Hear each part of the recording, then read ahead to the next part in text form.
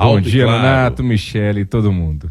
Bom, a gente está começando o ano de 2024, o Diego, e claro, você está sempre acompanhando os bastidores do poder, e nós tivemos aí algumas ações nos últimos dias, né, nas últimas semanas de 2023, que chamaram a atenção. Por exemplo, o Flávio Dino, indicado ao Supremo Tribunal Federal pelo presidente Lula, que era uma bola que vinha rolando ali, o presidente efetivamente indicou. Mas o que chamou a atenção é que o Congresso, mesmo com opositores, acabou meio que abraçando essa ideia do Flávio Dino lá no Supremo Tribunal Federal. O que está por trás disso, Diego?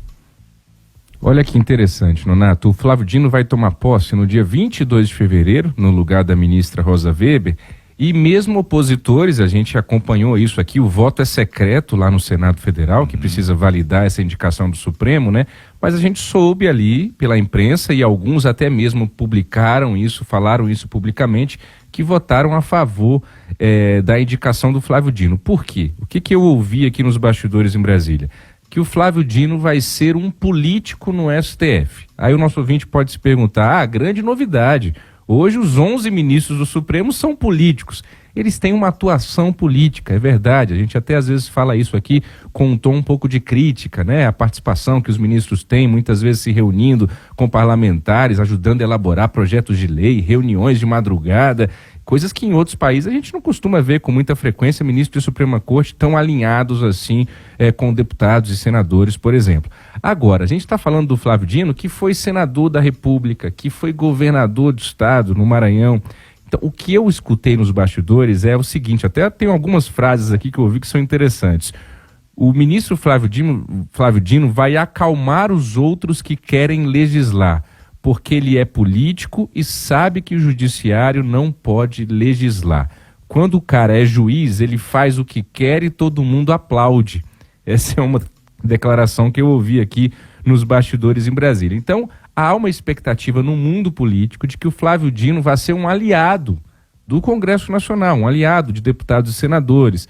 Outro político me disse o seguinte, ele já pediu voto, já levou bronca do Ministério Público, sabe como funciona o lado de cá. A gente espera que a mosca azul do Supremo não o pique, também me disse um outro político. Ou seja, há uma grande expectativa de o Flávio Dino chegue lá no Supremo, ele é bem relacionado com todo mundo, teve a aprovação até mesmo do Gilmar Mendes, atual decano da corte lá, para se chegar até o STF, então, de que ele tente ali, com a presença dele, fazer essa ponte cada vez maior com o Congresso, sobretudo no que diz respeito a essa questão de o Supremo legislar, ou seja, definir sobre leis, derrubar leis que são aprovadas pelo Parlamento. Michele Nonato.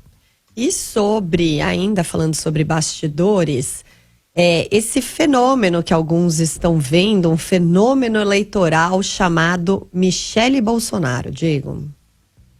Pois é, Michele, a sua xará, a ex-primeira-dama do Brasil, ela tem aparecido muito bem em pesquisas encomendadas pelo PL, seu atual partido. O presidente é o Valdemar da Costa Neto, que apostou muito na Michele Bolsonaro, ela que hoje comanda o chamado PL Mulher, a ala feminina do Partido Liberal. Ela lidera pesquisas no Paraná, onde provavelmente nós poderemos ter eleição aí com uma eventual cassação do senador Sérgio Moro, ex-juiz da Lava Jato, aí vai ter uma vaga, mas em 2000, nas próximas eleições gerais, nós teremos 2 vagas para senadores. Então há uma grande expectativa de que a Michele, se ela quiser, possa virar senadora aonde ela quiser, porque ela ela já participou de pesquisas no Paraná e está indo bem. Aqui mesmo no Distrito Federal está indo bem. Um presidente de partido, no finalzinho de 2023, me disse, olha, a Michele Bolsonaro é um fenômeno, sobretudo entre o público feminino e entre os evangélicos, a Michele Bolsonaro, que é evangélica. Se o PL um dia não quiser a Michele, tem um monte de partido esperando a Michele com um sorriso no rosto, com um tapete vermelho para receber a Michele Bolsonaro. E um outro comentário que eu ouvi de bastidor, que é interessante a gente trazer para o nosso ouvinte do jornalismo da Nova Brasil FM, um deles me disse o seguinte, olha, o que é mais complicado é que o Bolsonaro está fazendo um pouquinho de cara feia com esse sucesso eleitoral, pelo menos até aqui, da Michele Bolsonaro. Eu falo até aqui porque ela não... Pois é, porque, veja só, o Jair Bolsonaro está inelegível, ele foi presidente da República, mas não pode se candidatar. e tá vendo a mulher dele brilhar nas pesquisas, tá aparecendo em primeiro aí, sobretudo nessa pesquisa lá do Paraná, e o que eu ouvi é que o Bolsonaro estaria incomodado com esse protagonismo político da Michelle. Quem conhece o Jair Messias Bolsonaro, eu não consigo ver o Bolsonaro, por exemplo, a Michelle senadora, e ele ali no gabinete, ajudando, contribuindo no mandato dela. Eu não consigo ver, a não ser que a gente tenha um milagre de 2024 e Jair Bolsonaro mude a sua personalidade. Mas realmente essa é uma percepção que eu tenho e que eu confirmei e ouvi de uma pessoa que está acompanhando ali também, próxima do PL, de que o Bolsonaro estaria incomodado com esse possível protagonismo político da sua esposa, Michelle. Ô, Diego, e o ano de 2024 começa com muitos projetos que estão engavetados aí na Câmara. Há a possibilidade de alguns andarem ou nem tanto? Olha, Nonato, tem 2 projetos muito importantes parados na Câmara e que é tanta coisa que acontece no dia a dia, a gente vai se esquecendo e aí vai, e é isso que eles querem, é isso que os políticos que não querem que esses projetos avancem, aconteça, que a gente acabe se esquecendo. Olha só, eu vou citar 2. O projeto que acaba com o foro privilegiado e o projeto que volta com a prisão na segunda instância. Esses 2 assuntos, vocês devem se recordar, eram assuntos latentes, considerados primordiais no Congresso Nacional anos atrás, sobretudo ali no advento da Lava Jato. Só se falava disso, era fim do foro privilegiado e a volta da prisão da segunda instância. O Rodrigo Maia, que era presidente da Câmara na época, chegou a prometer que não encerraria o mandato dele à frente da Câmara sem colocar em votação esses 2 projetos. Depois o Arthur Lira se candidatou, toda vez que ele era questionado, entrevistado, perguntado sobre isso, ele dizia, olha, eu não tenho preconceito com nenhuma pauta, eu vou colocar em votação aquilo que o colégio de líderes decidiu, os líderes partidários. Enfim, o Arthur Lira ganhou e esses 2 projetos, por exemplo, não avançaram, não andaram.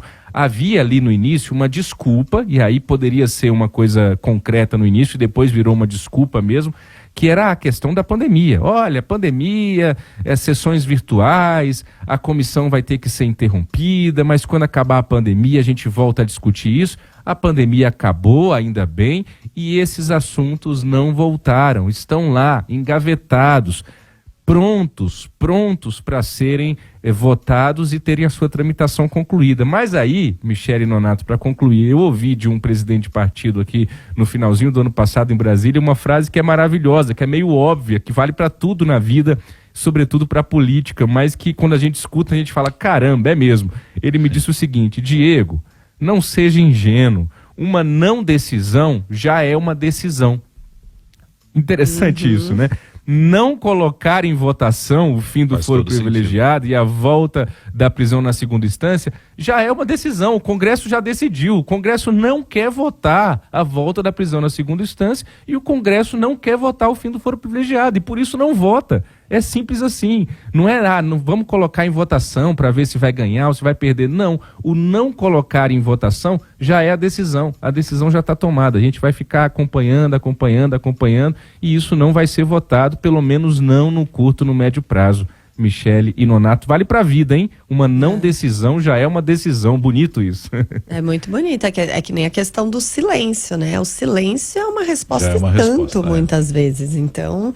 E é curioso, né? Como são assuntos que mexem com eles diretamente. Aí é melhor deixar quietinho, ninguém falar nisso, vai ficando lá na gaveta mesmo. Esquece. E assim eles vão cada vez mais demonstrando também o posicionamento deles em relação a assuntos que seriam importantes para a sociedade, né? Mas que talvez para eles nem tanto. Valeu, Diego. É isso aí. Até amanhã, pessoal. Obrigada por hoje. Até amanhã. Diego Amorim, diariamente conosco aqui na Nova Brasil FM, são 7h16.